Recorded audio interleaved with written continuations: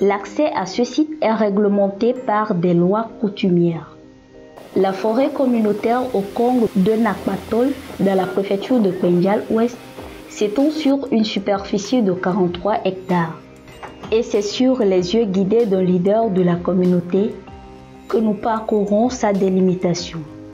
Ici reposent les personnes âgées ayant succédé au grand maître sacrificateur du clan. Le vieux qu'on peut enterrer ici, c'est le vieux qui a pris les fétiches du clan. Le patriarche, le jour sa femme aussi n'est plus, sa femme aussi va être enterrée au même endroit que lui, à côté de lui. En ayant pour cible cette forêt, le consortium agronome et vétérinaire sans frontières AVSF, dans la mise en œuvre du projet renforcement de la résilience des communautés locales par une gestion concertée des écosystèmes forestiers et des terres, s'est donné pour mission d'œuvrer aux côtés de la communauté pour sa sauvegarde. C'est les patriarches qui sont enterrés ici. Au-delà de ça, il y a un fétiche. Le clan là, ils ont un totem qui est la panthère. En saison des pluies, comme quand c'est touffu, bien touffu, elle descend ici. Raison de plus pour sauvegarder la biodiversité animale. Reboisement, restauration du sol contre l'érosion à travers la pose de gabions, le consortium va loin en mettant en place des plaques d'indication et d'interdiction d'accès. D'une forêt communautaire à une autre, nous sommes ici dans la préfecture de Tchamba, dans la forêt communautaire Nkpamgoudoni à Afemboussou. Autrefois, les animaux et les coupes d'arbres étaient le grand souci que faisait face cette forêt. Mais depuis que le consortium AVSF, à travers l'ONG Action environnementale pour le développement durable AE2D, s'est engagé aux côtés du comité de gestion, tout est revenu à l'ordre. Quand nous n'avons pas encore eu l'occasion d'avoir l'appui des ONG, la population rentrait dans la forêt pour chercher du bois. D'autres en faisaient du charbon de bois.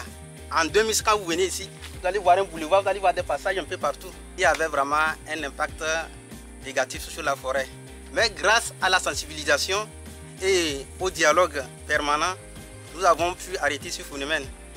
Et le projet aussi, grâce à ce projet, vous allez voir, quand nous avons mis les plaques, les bœufs, surtout les plus nomades, c'est eux aussi qui rentraient, ils coupaient les arbres en désordre. Et voilà, tout ce phénomène a cessé. La population autochtone a bien compris le bien fondé aussi de la forêt. Et durant tout ce temps, nous avons eu vraiment une diminution nette et claire sur l'impact de la population sur la forêt. La forêt a été restaurée. La forêt Nkpamgoudoni couvre une superficie de 50 hectares. Avec les nouvelles dispositions prises pour la sauvegarder, l'engouement est devenu plus ardent et la communauté a visé son extension à 81 hectares. Grâce au projet AI22, la population elle-même a compris que non, 50 hectares, ce n'était pas suffisant. La population a décidé d'agrandir la forêt de 31 hectares, et ce qui nous donne actuellement une superficie de 81 hectares pour la forêt de Nkpamgoudoni. L'ONG nous a aidés par un apport de quelques plants qui étaient estimés à environ 650 pieds de kaya, en plus d'anacardes que nous avons plantés dans notre forêt communautaire. Avec l'intervention du consortium AVSF, le quotidien de la population riveraine a nettement changé. On parle de reconversion à d'autres sources de revenus. Nous avons été soutenus par l'Union européenne à travers le programme PLCC. Le projet est venu résoudre assez de problèmes par rapport aux aspects liés à la fertilité des sols, parce que nous menons des activités agroécologiques avec les communautés sur leurs parcelles, et au niveau des ressources forestières, donc des activités sont menées de façon à restaurer le couvert végétal, mais aussi à planter de nouvelles parcelles forestières. Au niveau économique, des groupes ont été mis en place et ont été soutenus.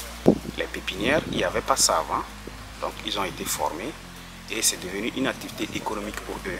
Un autre groupe a reçu les ruches et qui produit du miel. Au-delà de ça, il y a des femmes qui ont été organisées et qui font la valorisation, donc la transformation des graines de karité en beurre. C'est des activités quand même qui sont créées autour de la forêt et qui permettent aux communautés d'avoir des revenus supplémentaires pour pouvoir subvenir à leurs besoins.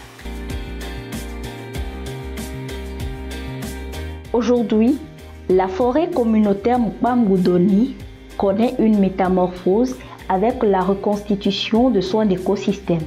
L'on peut alors se féliciter de cette action qui va droit à la sauvegarde des ressources forestières au Togo. Une politique du gouvernement togolais pour un Togo vert.